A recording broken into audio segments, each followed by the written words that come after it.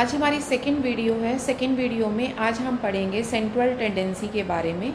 Central tendency कहने में central tendency है, लेकिन इसको अगर बहुत इजी भाषा में समझा जाए तो सेंट्रल टेंडेंसी का मतलब है एवरेज। एवरेज का मतलब है किसी भी चीज़ की वो वैल्यू जो कि बिल्कुल आपकी सेंटर में आती है। सेंटर का मतलब है एक पॉइंट है और उसके सराउंडिंग अगर कोई भी वैल्यूज़ हैं तो वो एक पॉइंट जो है उसको रिप्रेजेंट करता है। और एवरेज के मीनिंग में भी यही आता है कि एक सिंगल वैल्यू या एक सिंगल फिगर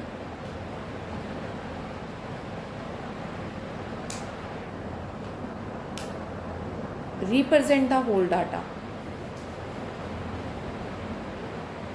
एक सिंगल वैल्यू या एक सिंगल फिगर रिप्रेजेंट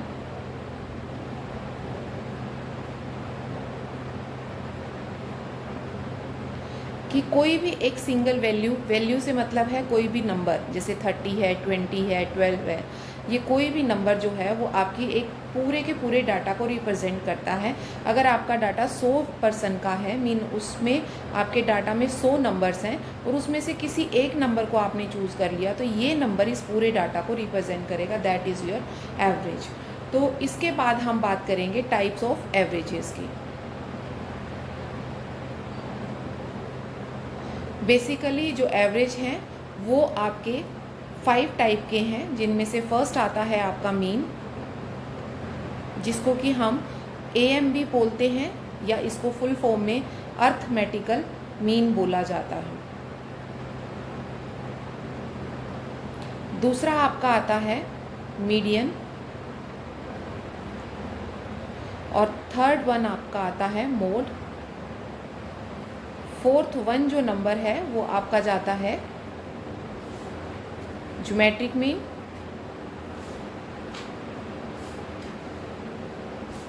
जिसको कि आप GM भी बोल सकते हैं। And the last one fifth आता है आपका हार्मोनिक मीन।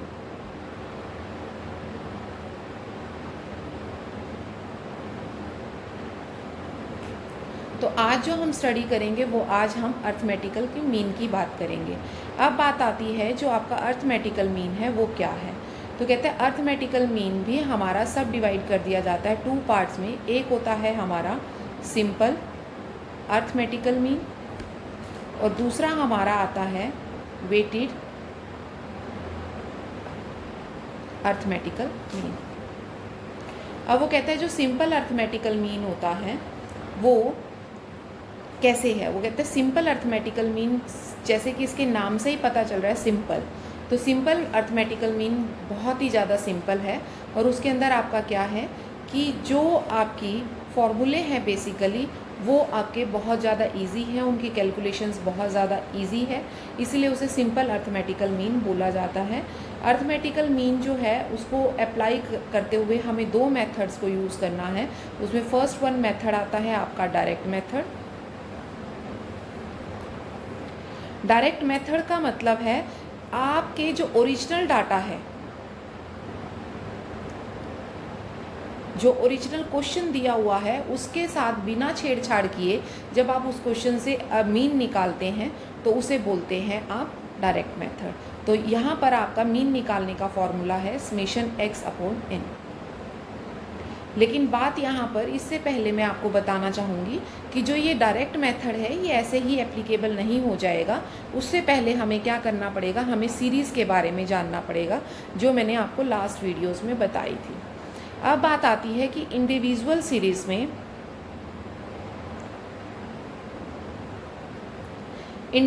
सीरीज़ में हमारे 2 मेथड्स जो हैं अप्लाई होते हैं, जिसमें फर्स्ट आपका आता है डायरेक्ट मेथड और दूसरा आपका आता है इनडायरेक्ट मेथड। इनडायरेक्ट मेथड को आप शॉर्टकट मेथड भी बोल सकते हैं। शॉर्टकट का मतलब है किसी चीज़ को अपने तरीके से आसान बनाना, तो शॉर्टकट मेथड भी इसका नाम रखा गया है। ठीक है, स्पेसिफिकली आपसे पेपर में पूछा जा सकता है कि इसका मीन निकालिए डायरेक्ट मेथड से, या आप शॉर्टकट नाम लिखेंगे या इनडायरेक्ट मेथड, आपको जो भी नाम लिखा जाए उसके बेसिस पर आपको इसको निकालना होगा। तो जो डायरेक्ट मेथड से इंडिविजुअल, क्योंकि यहाँ बात हमारी बेसिकली हो रही है इंडिविजुअल सीरीज़ की, तो इंडिविजुअल सीरीज़ में डायरेक्ट मीन निकालने का जो फॉर्मूला है वो है समेशन x अपॉन n। और अगर इनडायरेक्ट का देखें हम, तो यहाँ पर इनडायरेक्ट जहाँ पर भी वर्ड आएगा वहाँ पर मतलब है कि वहाँ आपका एज्यूम मीन तो आएगा ही आएगा, मीन ए तो आएगा ही आएगा, मीन एज्यूम मीन के आते ही आपका वो क्या हो जाएगा, इनडायरेक्ट मेथड माना जाएगा। अब बात आती है कि ये एज्यूम मीन क्या चीज़ होती है। ठीक है, जब हम इसको एक न्यूमेरिकल एज्यूम मीन होता है, हम अपनी तरफ से किसी भी चीज़ को, ए को जैसे हमने किसी भी एक डाटा को हमने क्या मान लिया, एज्यूम मीन मान लिया, और उस एज्यूम मीन के बेस पे हमने अपने क्वेश्चन को सॉल्व किया। क्योंकि स्टैटिस्टिक्स, होल स्टैटिस्टिक्स क्या है, एक एजम्पशन बेस्ड स्टैटिस्टिक्स है, और इसके अंदर जितने भी हमारे मेथड्स हैं, फॉर्मूले हैं, वो सभी एजम्पशन बेस्ड ही होते हैं। तो इसीलिए यहाँ पर जो बात करेंगे शॉर्टकट में, वो आपके एज्यूम मीन की बात हम करेंगे। तो अब बात करते हैं एक क्वेश्चन की। जैसे अब हमने बात की है इंडिविजुअल सीरीज़ की,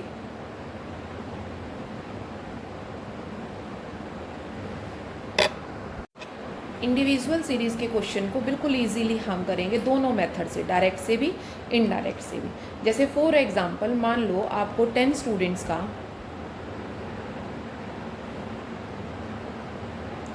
मार्क्स दिए हुए हैं, मार्क्स इन स्टैटिस्टिक्स। आपके पास ये पता है ये कितने बच्चों का है, 10 स्टूडेंट्स का नंबर है। तो 10 स्टूडेंट्स के जो मार्क्स दिए हुए हैं आपके स्टैटिस्टिक्स के, वो कैसे दिए हुए हैं, जैसे 15 है, 20, 30, 22, 25, 18, 40, 50, 55 एंड 65। ये आपकी इंडिविजुअल सीरीज़ है, क्योंकि इसमें बिल्कुल सिंपल सा है और एक ही डाटा दिया हुआ है, इसलिए क्या है आपकी इंडिविजुअल सीरीज़। तो हम क्या करेंगे, हमारे पास टोटल नंबर ऑफ़ स्टूडेंट्स, हम इस क्वेश्चन को जो अटैम्प्ट करेंगे बिल्कुल उसी तरीके से करेंगे जैसे कि हमने पेपर में, ताकि हमारा एक भी मार्क्स कटने ना पाए। तो हम कैसे करेंगे, हम लेट कर लेंगे कि लेट जो हमारे स्टूडेंट्स के मार्क्स हैं उनको हमने क्या मान लिया, x मान लिया। ठीक है, तो सबसे पहले हम ये लिखेंगे कि let the marks of students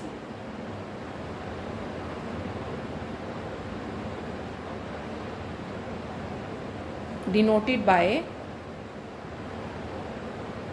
x, कि x से हमने उसको डिनोट कर दिया। अब हम लिखेंगे स्टूडेंट्स, अब हमारे स्टूडेंट्स कितने हैं, 1 2 3 4 5 6 7 8 9 और 10 स्टूडेंट्स हैं। और इनके मार्क्स कितने हैं, वो मार्क्स आप आगे लिखिए, और उसको आपने किससे रिप्रेजेंट किया है, x से रिप्रेजेंट किया है। तो उन मार्क्स को भी आप यहाँ लिखेंगे। मार्क्स हैं जैसे 15, 20, 30, 22, 25, 18, 40, 50, 55 एंड 65। आपने इनको यहाँ लिख दिया। तो सबसे पहले आपने क्या करना है, इनका टोटल कर लेना है। जैसे इसका टोटल आया 340, तो ये किसका टोटल है, x का है, लेकिन ये क्या है, टोटल है। तो टोटल को पूरी स्टैट्स में समेशन से रिप्रेजेंट करेंगे। जो ये सिंबल होता है that is representation of some, ये सम को रिप्रेजेंट करता है, टोटल को रिप्रेजेंट करता है। तो इसीलिए ये क्या हो गया, सम टोटल ऑफ 340 जो है किसका है, sum total of marks of students हो गया। ठीक है, तो अब बात यहाँ पर जब टोटल मार्क्स की बात आ गई, तो अब हमने इसका क्या करना है, फॉर्मूला अप्लाई करना है।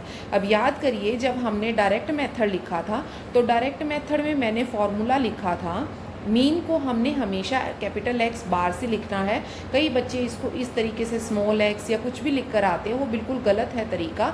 आप इसको इस तरीके से x बार की तरह ही रिप्रेजेंट करेंगे। तो x बार जो है वो क्या था आपका, समेशन x अपॉन n था।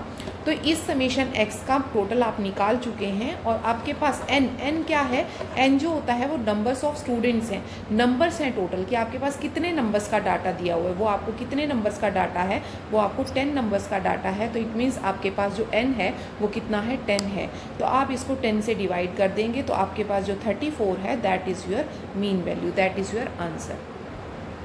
अब इसी फॉर्मूले में हम अपना इनडायरेक्ट मेथड अप्लाई करते हैं। अब इनडायरेक्ट मेथड में फॉर्मूला, क्योंकि इनडायरेक्ट मेथड आते हैं तो एक ही बात शुरू हो जाती है।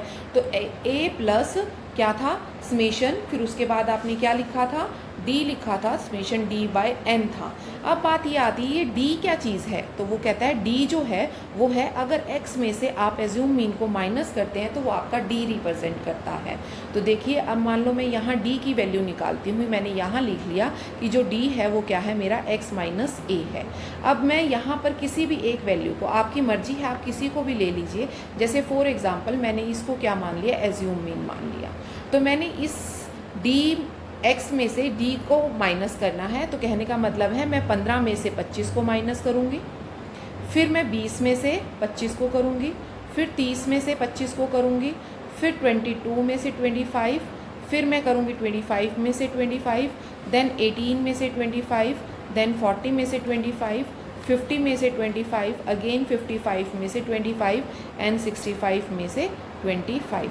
जब मैंने इनको माइनस किया तो मेरे पास जो वैल्यूज़ आई वो कुछ इस तरीके से वैल्यूज़ मेरे सामने आती है। मैं यहाँ लिख रही हूँ, ठीक है, मेरे जो कॉलम है वो मैंने यहाँ बनाया डी की वैल्यूज़। तो ये मेरे पास -10 आ जाता है, ये मेरे पास -5 आ जाता है, ये मेरे पास 5 आ जाता है, ये आपका आएगा -3, ये आपका 0, फिर इसके बाद ये आएगा -7 और यहाँ पर आएगा आपका 15, ये आएगा आपका 25 और ये आपकी वैल्यू आएगी 35 एंड देन आपकी वैल्यू आएगी 40।